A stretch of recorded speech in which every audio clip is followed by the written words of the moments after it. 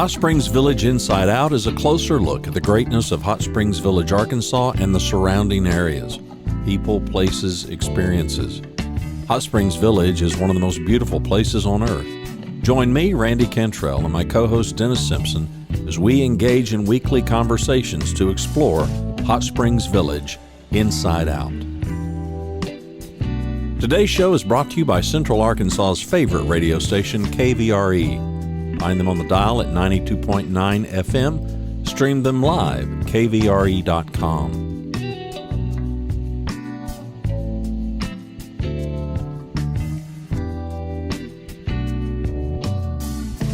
Today's show is brought to you by RE/MAX of Hot Springs Village. The award-winning RE/MAX of Hot Springs Village is the largest real estate office inside the village with over 30 full-time agents and support staff. Visit them to learn more about this beautiful place to solve your real estate needs. Call them at 1-800-364-9007. Find them online at explorehsv.com. They are RE/MAX of Hot Springs Village at 1-800-364-9007 or online at explorehsv.com. HSV Inside Out is also brought to you by Ike Eisenhower State Farm. Ike and his award-winning team have been serving the insurance needs of folks all around Hot Springs Village since 1998. Ike has qualified for State Farm's President's Club, Chairman's Circle, and Hot Springs Village Insurance Agent of the Year. Call Ike Eisenhower State Farm today at 501-984-4100. That's 501-984-4100. Find them online at ikeeisenhower.net. Call them today for all your insurance needs because, like a good neighbor, Ike Eisenhower State Farm is there. Hot Springs Village Inside Out, Dennis Simpson with my friend, Mr. Kevin Meacham. How you doing, buddy? Doing good. Thank you, and sir. And you work where? So I work for the Hot Springs Village Townhouse Association. The HSV THA. Yes, sir. Which I happen to be the chairman of. Yes, sir. So we work on a daily basis with each other and haven't strangled each other yet. It's been early. It's been close. So far, so good. No. Kevin and I actually have a wonderful relationship together, don't we? Yes, we really I'd say do. so, yes. Sincerely. But that said, most of you don't know what the THA is and what it does and where your money goes and a lot of other things. And these are all good questions. Tell us more about it, Kev. So the Hot Springs Village THA is essentially like a smaller version of the POA. So we take care of the common areas around the townhouses. We also govern and control the color choices and material choices of the townhouses, their paint colors, their siding, roof colors, and all that. But we pretty much just oversee so that way that there's some good flow throughout the courts. Some commonality. Yeah, there you go. So it's just to make sure everything is well presented and aesthetically pleasing. Well, and it's not our job. We really don't. We're not trying to hyper manage everything. Our objective overall is to keep property values up. Correct. We don't care what color you pick. That's right. I mean, we don't want anything neon green, that kind of thing. So the POA threw a fit over that recently. But just down the road. Former police officer. Right. But we want everything to match and coordinate well, and like you said, keep property values up, keep everything maintenance well, and keep the common areas taken care of so that way everybody has a pleasant place to live. Yeah, and just for the overview here, we're going to go into the budget here in just a minute, which is what we really are going to talk about. But as an overview, people say, well, this is my yard. Not really. Yeah, I mean, it's common areas. It can be used by any THA member. So it doesn't matter if it's in front of your unit, in front of my unit, in front of another unit, behind another unit. It doesn't matter. If it's a common property, any townhome owner can use that common property. So technically, it's not really your yard, but you do have a footprint outside your wall, which that's a whole nother ball of wax. As a rule, it's 5 feet. There's 17 courts. Correct. And for the vast majority of them, you own your home and 5 feet out from that. So you say, well, I want to build a little extension. Okay, well, that's your land.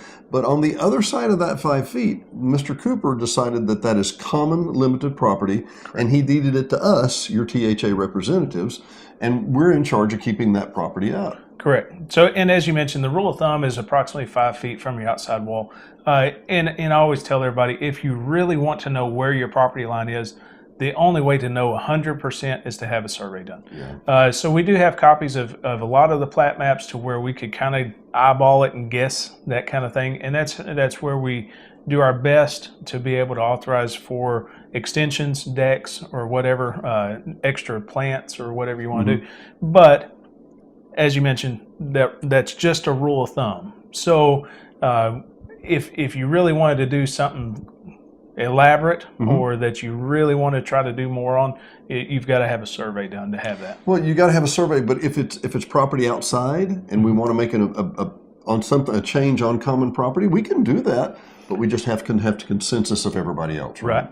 So and the biggest thing there, and I know we're getting off topic, but we're coming back to the budget. I promise. Me off topic. Go figure. The biggest thing there is just to make sure you do all the proper applications.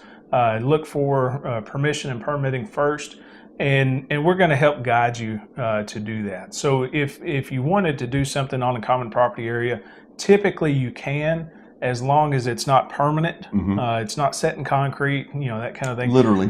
Because it's going to have to be removable, because a lot of that common property area is also easement for utilities, for the irrigation systems, the sewer lines. I mean, whatever you want to put across there. Yeah. So a lot of that will, at some point or another, may end up being dug up. and so hence the reason you say, well, we don't want to get a permit. We don't want to. It's really kind of in your best interest. Absolutely. That said, let's hop back to the budget real quick. Sure. And the overarching question that people from outside might say are, how much are the POA, the THA dues? So you have the POA dues that are your base that get you in and out the gate, security, fire, roads, all that stuff. And then on top of that, there's a THA due. And there's not one flat number, right? Correct. So each court is going to have its own set of dues, because the maintenance for that court is all different. And two, you have different court sizes. So the bigger courts, they have more houses to divide those that cost amongst.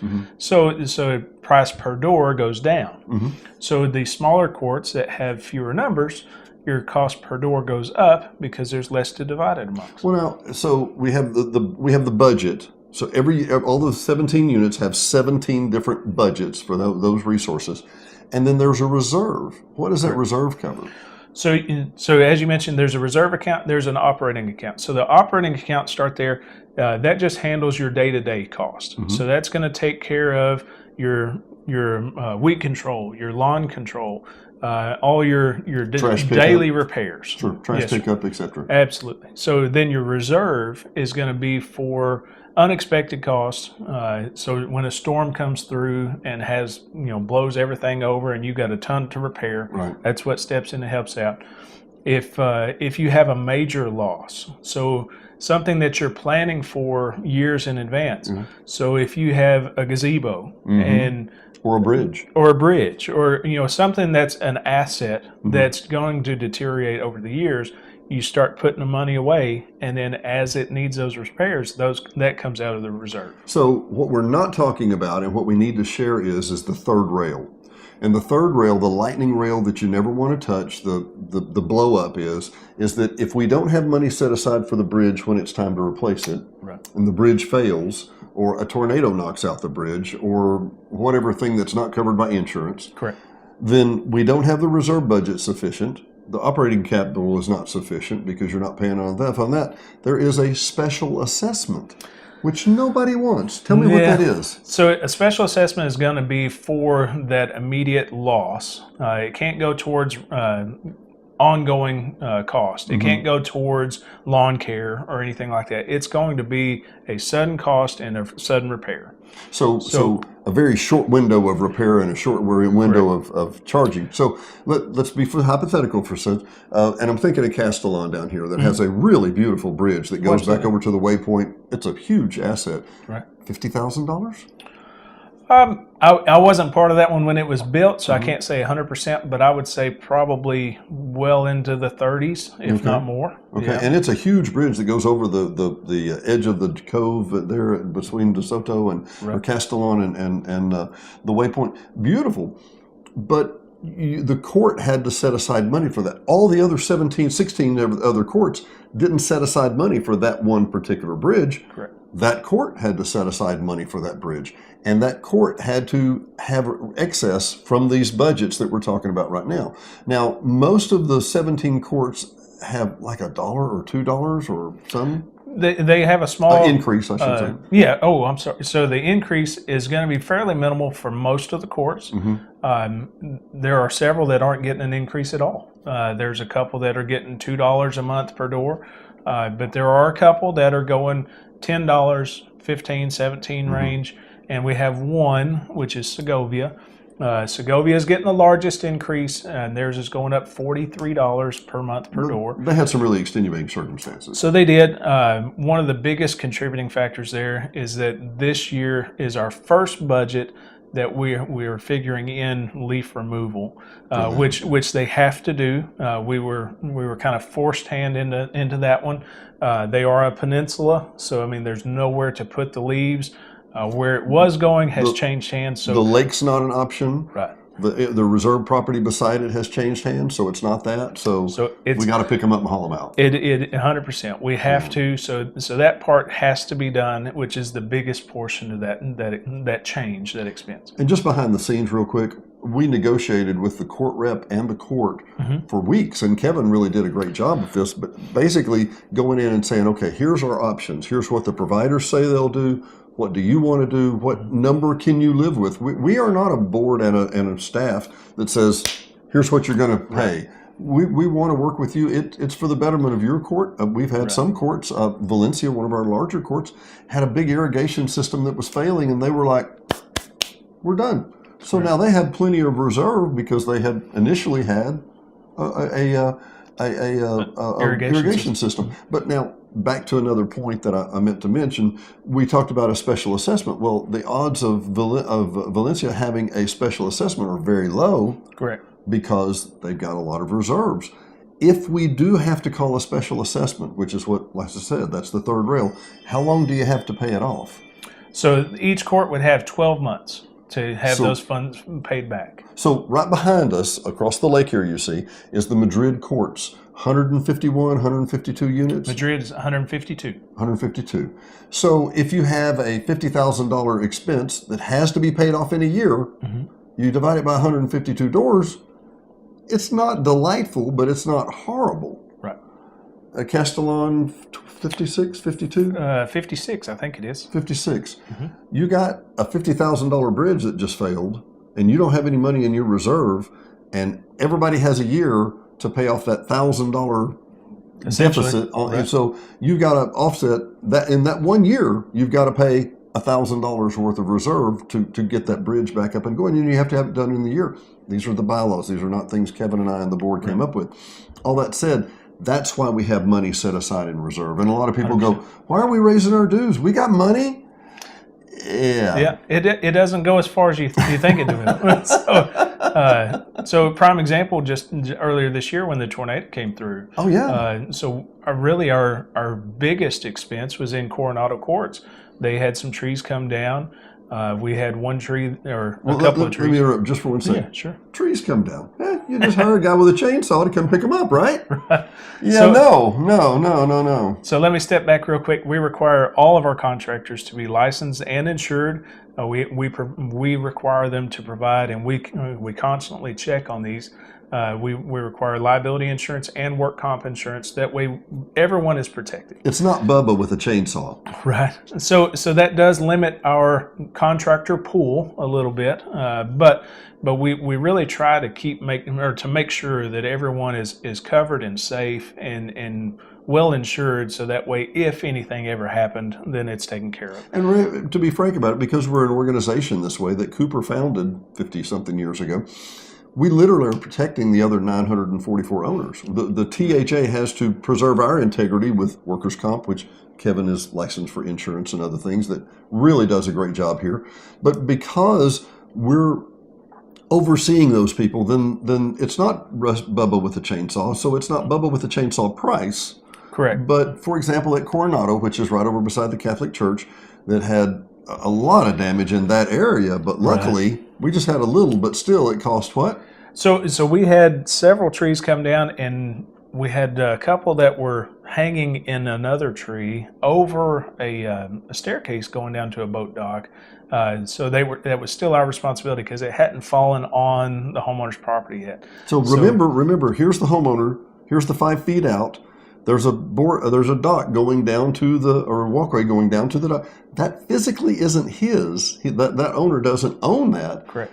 But they paid to have that resource, and now that resource is on common property, and now we're responsible for making sure that resource doesn't get damaged. Correct. And how much does it cost to take a Widowmaker tree out? So that one tree there, we had to have a 120-foot boom crane come in and lift that off and lift it over. 12-story boom crane. Mm-hmm. So that alone was about $8,000 for a tree. For that 2 trees that were laying in another.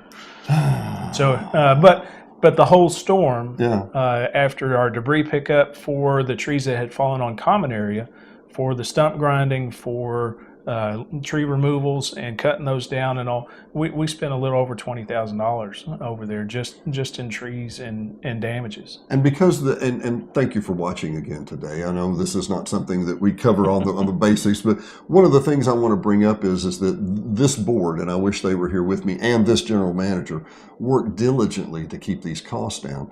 Tell me about the stumps that popped up right over there by the tennis courts. Oh my Lord. So that was in the storm, in the tornado, when these trees got pushed over, as many of you have seen. And how big around the tree are we talking?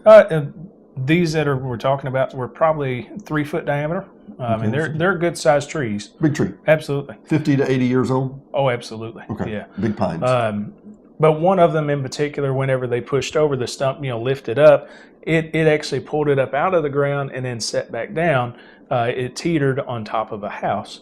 And so whenever it set back down, it was no longer in the hole as it was when it came out. How big was this stump, Kevin? So the hole in the stump, it was around 15 feet across. So let me get this straight. Your 4x4 quad cab truck would have fit easily in that hole, is what I'm hearing, right? At least the majority of it. Yeah. The bumper might have stuck out a little on the one end. It was a big hole, that's for sure. So there was no just cutting it off. Actually, the homeowner that had the tree on their house, they're responsible at that point for the tree because it's on their house. So they had it cut off.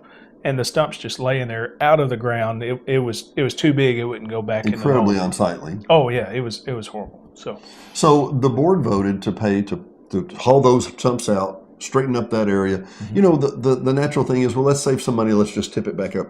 It ain't going back in that hole. Not that one. Not the big one. You would have to lift it up and turn it and set it back down, and equipment couldn't do it. So this is kind of a shot, and this is what I wanted to do, and thanks, Kevin, again. Mm-hmm. But this is kind of a shot behind the day-to-day operations. You drive by and you see, well, there's a guy with a chainsaw cutting down a tree on THA property, or somebody's mowing the lawn or blowing the leaves at DeSoto or whatever. It is DeSoto, Castellon, which is across from the Waypoint. Why can I never think of the one? La Coruna? La Coruna, which is up by the Barcelona Road Baptist Church. Guadalajara, that's 4. Then there's... Are you naming all of them? I'm going to try. I'll wait. Oh, he works with them every day, and I look at the numbers and go, Then there's Madrid. Then there's Cortez. What have I got? 7? 6. So you got DeSoto. You said DeSoto, Castellon, La Coruna, Madrid, Guadalajara, and Madrid. Okay, so there's 5. Cortez. Okay, I've got this end of the village. I'm good. I don't need it. So you missed Segovia. I missed Segovia. Oh, the very first one. Yeah. You missed Valencia. Oh, the big one. Yeah. 101 people. Right. Yeah. And then you got Majorca 2, Majorca 4, which are over on Lake Penada. Mm-hmm. So then you have Arista, which backs up to Lake Balboa. Balboa Cove. Also on Balboa. Mm-hmm. You have Magellan, Divino, also on Balboa. Then you have, and then I'm drawing a blank. So Lanza. And let's see, Cortez, Coronado. Oh yeah, the one we just talked about. And we're missing one more. I'm thinking it's over Villa Allegra, which is over by DeSoto Golf Course. And all of these, for what it's worth, DeSoto Golf Course and DeSoto Townhouse courts were the very first one, and that was where Keith Cooper would bring people in 3 days, 2 nights for a tour, 90 minutes, and you're located on the stinking golf course, and it's heaven. It's gorgeous, you know. Absolutely. You know, they sold stuff right and left. Well, as they moved on to Los Logos, which they made a timeshare development, then they took DeSoto and turned it into a townhouse association or townhouse court. Then they added Valencia, then they added Castellon and all that. And frankly, and I've said this before, Kevin, and I've said this to the board many times, we are standing on the shoulders of giants. Yeah, sure. There are people that really thought this out. In case anybody wondered, we talk about Cooper as if it's just a throw-off. Mr. Cooper actually happened to be an attorney in West Memphis, is how he got his start. And a very, very smart man. They made some mistakes, but they held their word, if you know what I mean. Right. So, yeah. So the budget is being held when? The budget vote is being held when? So the the vote is going now. Our deadline is November 22nd. That's a Friday. So the cutoff is noon. So all ballots are to be turned into the office by noon that Friday. And the ballots are now emailed.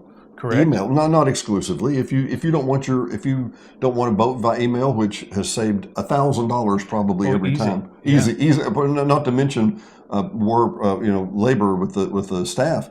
But roughly saving about $1,000 by doing the email. But you need to look in your email, make sure that vote@HSVTHA did not go to spam. That email address is vote@HSVTHA. Please look in your junk folder. Please help us save $1,000 this way. But if you don't want to do that, you can make a paper ballot. How do you do that? So if you don't see your email address, or if you don't want an email, feel free to give us a call at the office. That number is 501-922-1375. If you already didn't have an email on file with us, we have already mailed you out a ballot. So you should have gotten it already. But again, if you didn't, just feel free to give us a call at the office. Because there's only one vote and one ballot per unit. Sorry. So you're only getting one copy, unless you let us know it didn't come through, then we'll send you another one. But if you can stop by the office. And that's 1 Paralina Lane.